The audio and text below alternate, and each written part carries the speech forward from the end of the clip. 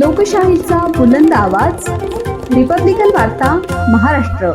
मोठ्या भावाच्या नावावर कर्ज काढून लहान भावाने केली फसवणूक, गुन्हा दाखल. न्याय न मिळाल्यास नाशिक पोलीस आयुक्त कार्यालयासमोर करणार आत्मदहन. सविस्तर माहिती अशी की प्रॉपर्टीच्या वादातून लहान भावाने मोठ्या भावाचा केला विश्वासघात.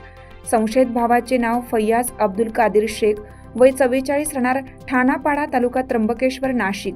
यांच्या विरोधात मोठा भाऊ इम्तियाज अब्दुल कादिर शेख, वय 55, राहणार नीडर हाइट्स, स्वस्तिक नगर, नाशिक यांनी सरकारवाडा पोलीस स्टेशन येथे फिर्याद दिली असून फिर्यादीनुसार प्रॉपर्टीच्या वादातून दोन्ही कुटुंब विभक्त झाले आणि याच प्रॉपर्टीच्या राग मनात ठेवून फैयाज अब्दुल कादिर शेख यांनी मोठ्या भावाचे पॅन कार्ड, आधार कार्ड यांच्यावरील खोट्या सह्या आणि HDFC बँकेत प्रधानमंत्री सूक्ष्म स्वराज्य अन्न प्रक्रिया उद्योग योजनेअंतर्गत 50 लाखाचे कर्ज प्रकरण टाकलं असता सदर कर्जाचे प्रकरण हे मंजूर देखील झाले.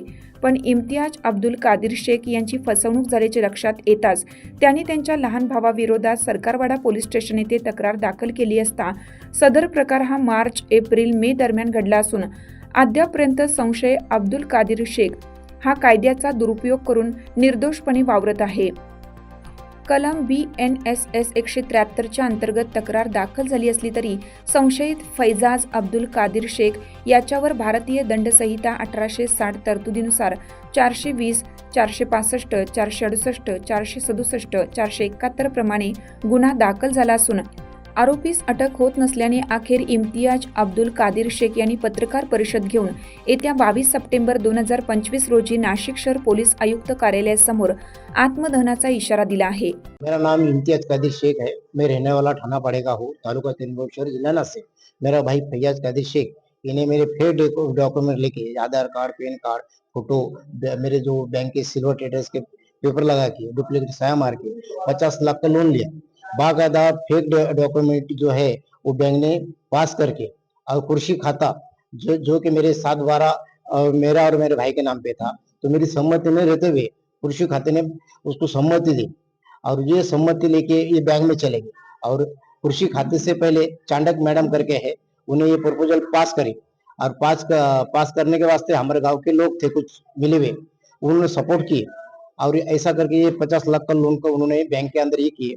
मेरे को SMS आया 7,30,000 का और HDFC बैंक से आया. और HDFC बैंक से आने के बाद मैंने को जब देखा मैंने SMS, तो मैं बैंक में गया, फौरन बैंक में गया. तो पूछा मैंने मैडम वाला ये 7,30,000 रुपए आए कैसे? तो बोले ये तुम्हारे को, बोले 7,30,000 नहीं, ये तुम्हारा जॉइंट खाता है. बोले तो मैंने तुम्हारा और तुम्हारा भाई का. मैंने बोला मैडम मेरा जब मैं बैंक में आया ही नहीं तो खाता कैसे खोला? तो बोले 7,30,000 नहीं, बोले तुमको 50 लाख रुपए कर्जा दिए. बोले मैं मैडम जब मैं तुम्हारे बैंक में आया ही नहीं, तुम्हारा सिग्नेचर का संबंध नहीं आया मेरा, ना कभी देखा ही नहीं तुम्हारे को, तो फिर 50 लाख का लोन और 7,30,000 का संबंध किया. फिर उन्होंने मैडम ने क्या करे, जो प्रकाश का एजेंट था उसको बुलाई. तो उन्हें बोले ये मैंने खाता ऑनलाइन खोला. बोले ये कुर्सी का खाता है, बोले ये ऑनलाइन खाता खुलता. बल्कि मैडम ये बोल रही थी 50-100 सहाय लगते और बैंक में खुलता खाता. मतलब जब बैंक में गया नहीं, खाता खुला नहीं, फिर ऑनलाइन का संबंध है क्या? 10-500 रुपए है ही नहीं, ये 50 लाख का लोन है. फिर वो 50 लाख रुपए हमने लोन रुका दिए. फिर भी 7,30,000 रुपए उसको रोक देते, वो 7,30,000 उन्होंने बैंक वालों ने भाई को रिटर्न दिए, बल्कि हमने रोक दिए थे. तो बैंक वाले, मेरा भाई, ये चांडक मैडम, कुर्सी खाता, ये इन पे जो है कार्रवाई होना जरूरी है. जैसे कि ये कुर्सी खाता के जो अधिकारी है जिन्होंने सपोर्ट करे उन पे ये होना बनता. चांडक मैडम जो थानापाड़े के वहाँ के जो है जिन्हें मदद किया उन पे कार्रवाई होना मांगता. चांडक मैडम पे कार्रवाई होना मांगता. और जो HDFC बैंक जो है, तो जो प्रकाश, वो जो मैनेजर और जो कर्मचारी है जिन्होंने इनको सपोर्ट किए उस पर सभी कार्रवाई होना मांगता. अगर नहीं हुई तो मैं 22 तारीख को आत्मदहन करने वाला है, क्योंकि मेरे पे इलाज रहा नहीं.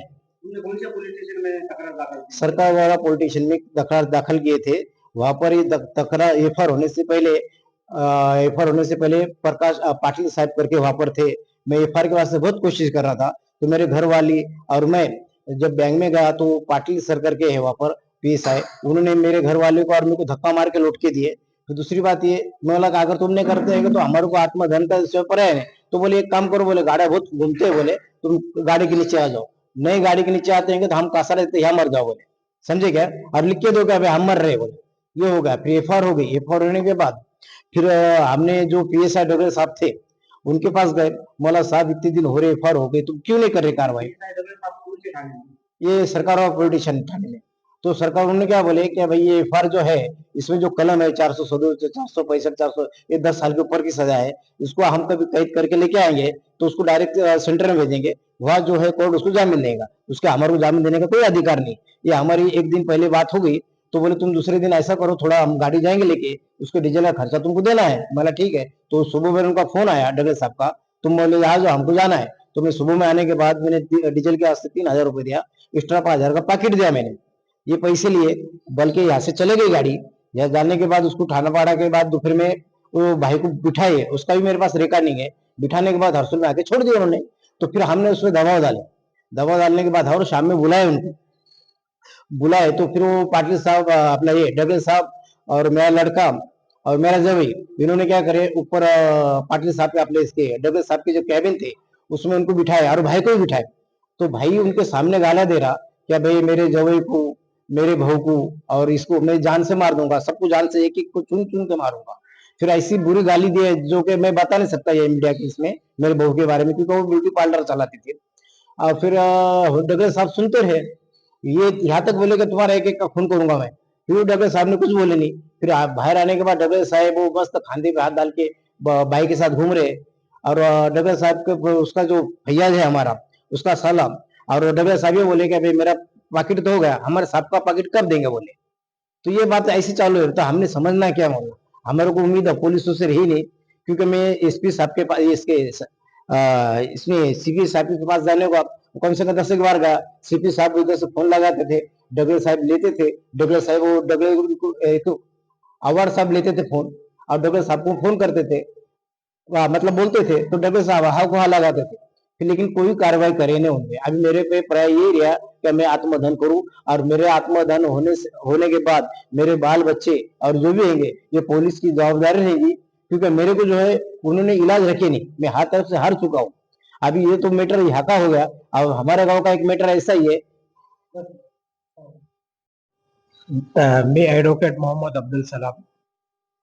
या केसमध्ये पोलिसांनी एफ.आय.आर. नोंदवलेले दिनांक 22/3/2025 रोजी आणि त्याच्या अन्वये CR नंबर 89/2025 आरोपी विरुद्ध नोंदवलेला आहे. त्याच्यामध्ये कलम 420, 468, 467, 471 व 471 ही कलम लावलेली आहे. त्या कलमान्वये आरोपींना 7 ते 10 वर्षापर्यंत शिक्षा आहे. IPC कलम 420 अन्वये 7 वर्ष शिक्षा व दंड आहे. IPC कलम 467 अन्वये लाईफ इम्प्रिझनमेंट आहे किंवा 10 वर्ष शिक्षा आहे आणि दंड आहे. तसेच IPC कलम 171 व 468 अन्वये 7 वर्ष इतकी शिक्षा असून त्याचबरोबर दंड सुद्धा कोर्टाला करण्याचा अधिकार आहे. असे असताना देखील पोलिसांनी अद्याप तो कारवाई केली नाही. एफ.आय.आर. नोंदवून अजून 6 महिन्यापेक्षा जास्त झालेला आहे, तरी अजून संबंधित आरोपींवर कारवाई होत नाही, त्याला अटक झालेली नाही.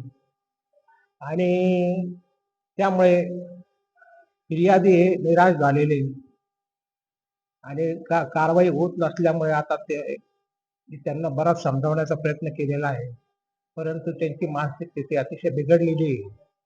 आणि पुढे काही बरं वाईट झालं तर त्याच्या सर्व जबाबदाऱ्या या संबंधित कर्मचाऱ्यांविरुद्ध आहेत.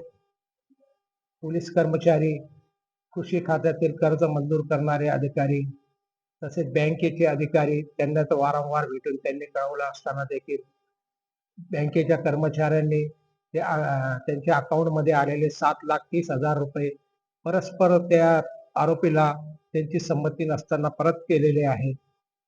तसेच वन विभागातील कर्मचारी यांनी देखील आरोपीला मदत केलेली आहे. तरी या प्रकरणामध्ये आरोपीने फिर्यादीच्या पॅन कार्ड, आधार कार्ड यावर बनावट सह्या केल्या. तसेच कर्ज मागणीच्या अर्जावर देखील फिर्यादीच्या बनावट सह्या केल्या व कर्ज मागणीचं प्रकरण दाखल केलं. कृषी उत्पन्न खात्याने ते मंजूर देखील केलं व्हेरीफाय न करता. त्याच्यामुळे ही अतिशय गंभीर बाब आहे आणि फिर्यादीने वारंवार या संबंधित शासकीय कर्मचाऱ्यांना भेटून आरोपींविरुद्ध कारवाई करण्याबाबत सांगितले असता अद्याप योग्य ती कारवाई आरोपी विरुद्ध झालेली नाही. त्याच्यामुळे ते अतिशय उदास व खिन्न झालेले आहे. तरी त्यांच्या विरुद्ध कायदेशीर कारवाई होणं अत्यंत गरजेचं आहे. मी या साठी संबंधित पोलीस निरीक्षक साहेब सरकारवाड्याचे ढगळे साहेब यांना विनंती करतो की त्यांनी आरोपीला त्वरित अटक करून योग्य ती कारवाई करावी. रिपब्लिकन वार्ता महाराष्ट्रासाठी कार्यकारी सलीम सय्यदसह विशेष प्रतिनिधी आनंद Dabhade, Nashik. Subscribe now and press the bell icon. Never miss an update.